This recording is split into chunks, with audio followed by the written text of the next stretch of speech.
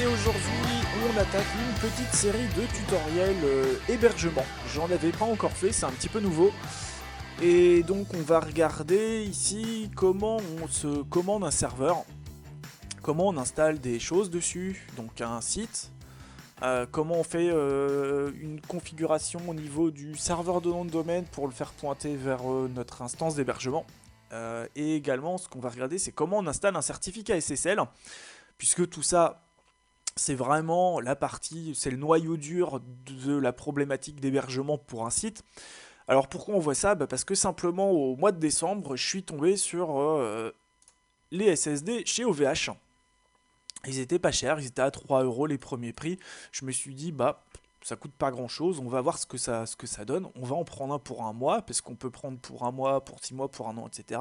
Puis on va tester. Alors, je suis pas marié avec OVH, j'étais chez eux pendant un moment. Je suis parti parce que je trouvais que les mutus c'était pas bien, les perfs étaient pas excellentes.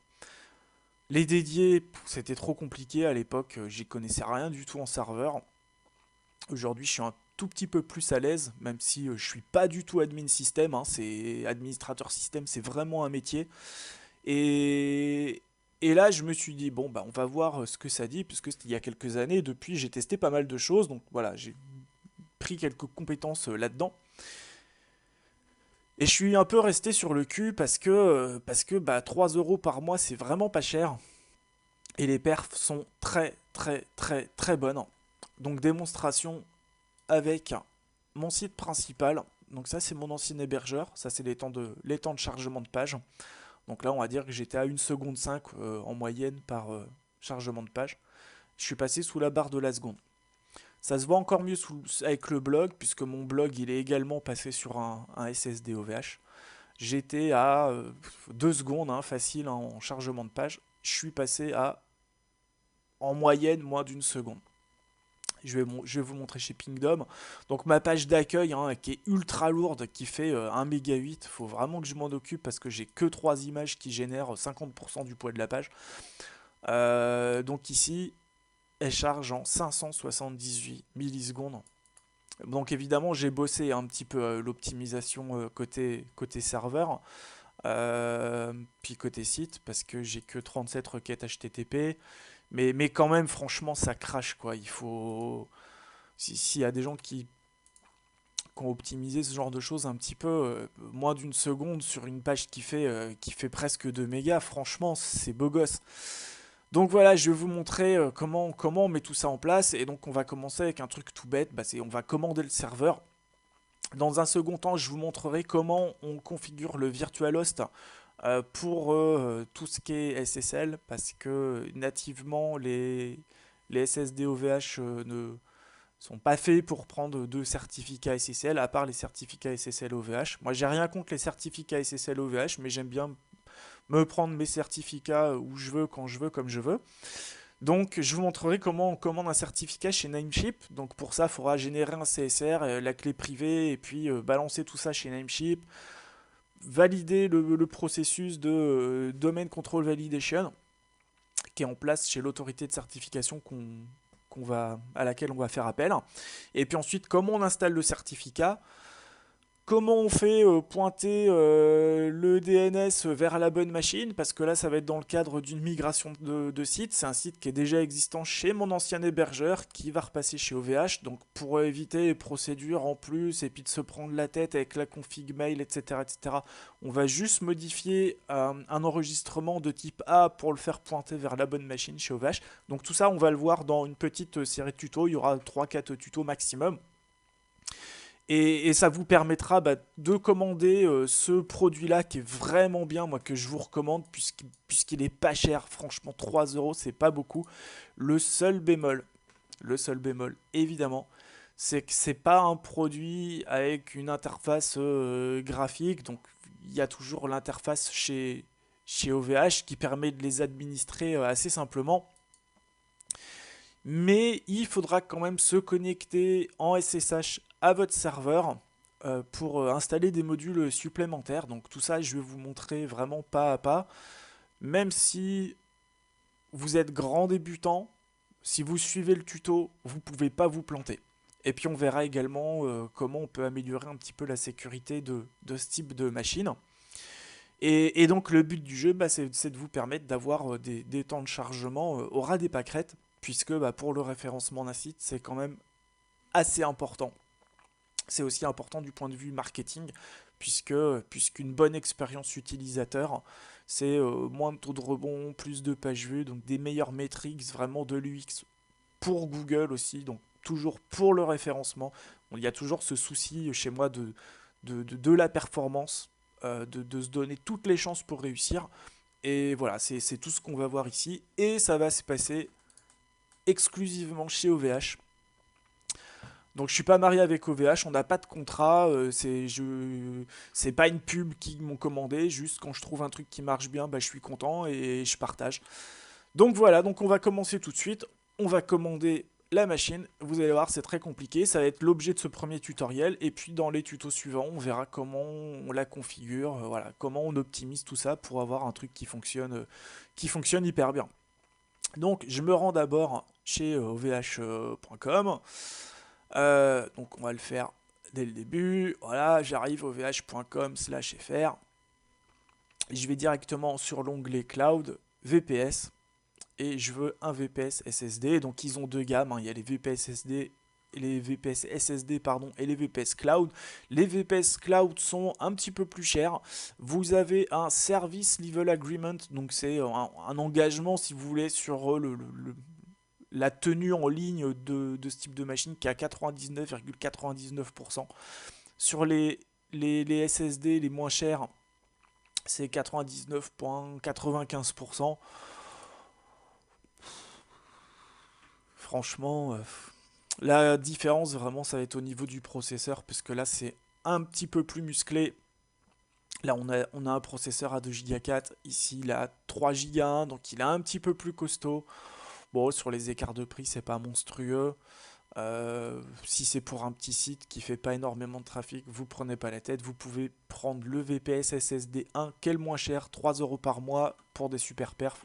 Donc ici, je vais migrer un site qui est sur WordPress, qui a 25 pages à tout péter et qui fait pas énormément de trafic parce que c'est vraiment sur un marché de niche géolocalisé en plus.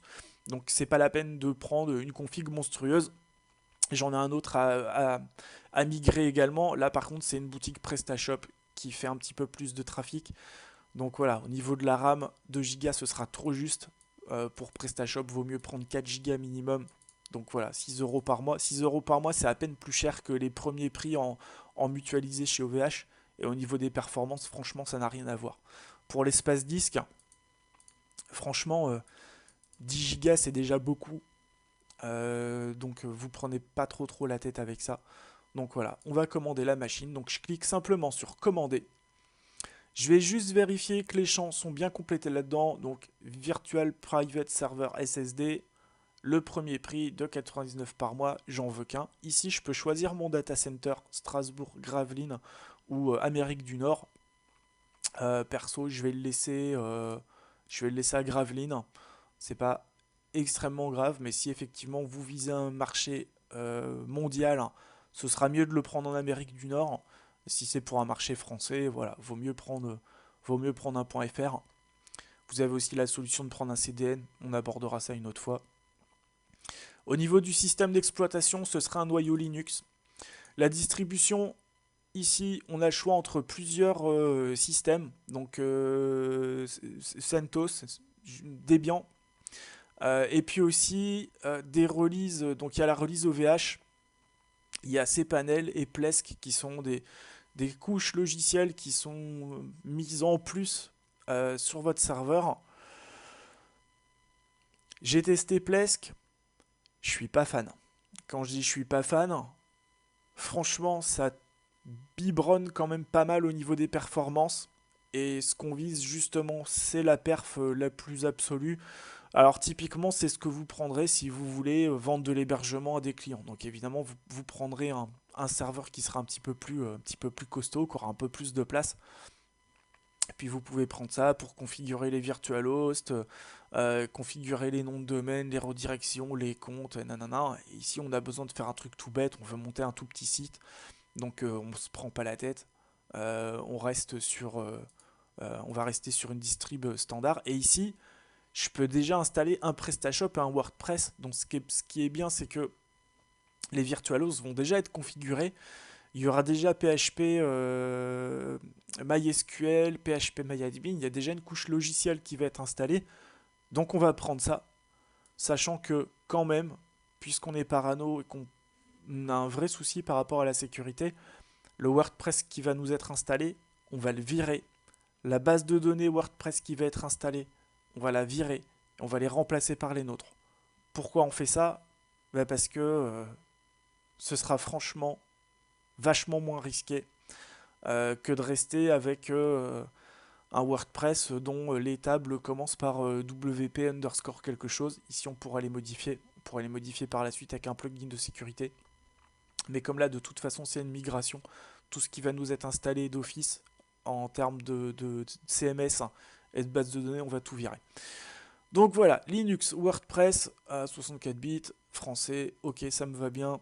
Disque additionnel, non, 10 gigas ça me suffit largement. Je peux prendre les snapshots, ça c'est pas mal. Les snapshots, c'est pour avoir une copie permanente de votre disque.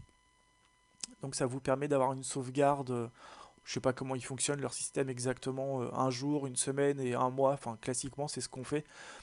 Perso, j'ai utilisé une autre solution puisque parce qu'elle est gratuite, donc ça me coûte moins cher. Et puis renouvellement automatique, si vous avez besoin de renouveler automatiquement le serveur. Ici, je vais pas le mettre. Et puis ensuite, on clique sur continuer.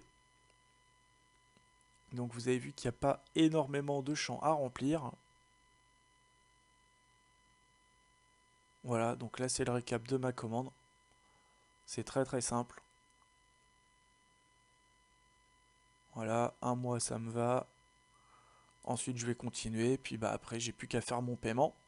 Et vous recevrez, suite à votre commande, un mail qui contiendra toutes les infos pour vous connecter à votre serveur. Donc la connexion au WordPress qui est installée nativement avec le VPS, la connexion à PHP MyAdmin, connexion SSH, connexion FTP, enfin la totale vraiment pour gérer votre serveur comme un pro. Sachant que il y aura encore plein de choses à faire derrière pour administrer tout ça correctement. Et puis ensuite, donc là, vous avez juste à faire le paiement. Et c'est terminé. Donc vous avez vu que c'est vraiment pas compliqué. Là, c'était vraiment un tout petit tuto pour présenter le produit, expliquer pourquoi vous avez intérêt de faire cette migration. Et puis dans le prochain tuto, je vous montrerai comment on commence à mettre tout ça en place. Donc ce qu'on fera, c'est la commande du SSL, ensuite la configuration du virtualhost, et puis dans un autre tuto, on fera le remplacement de ce qu'on a nativement chez OVH. On le remplacera par ce dont on a besoin pour la migration. Sachant que si vous avez besoin de faire ça pour un nouveau site, ce que vous pouvez faire, qui est nettement plus simple que ce qu'on fera nous par la suite, c'est quand vous passez votre commande, vous prenez un nom de domaine avec, et il vous proposera d'ajouter un hébergement. Donc là, vous prendrez le même produit, et puis il vous fera la configuration du virtualhost toute faite. Il n'y aura même pas besoin d'aller se prendre la tête avec la config du DNS. Donc voilà, si vous avez des questions comme d'habitude, vous mettez ça dans les commentaires, je vous répondrai le plus rapidement possible. Et je vous retrouve très bientôt pour un autre tuto hébergement ici chez OVH. Ciao ciao!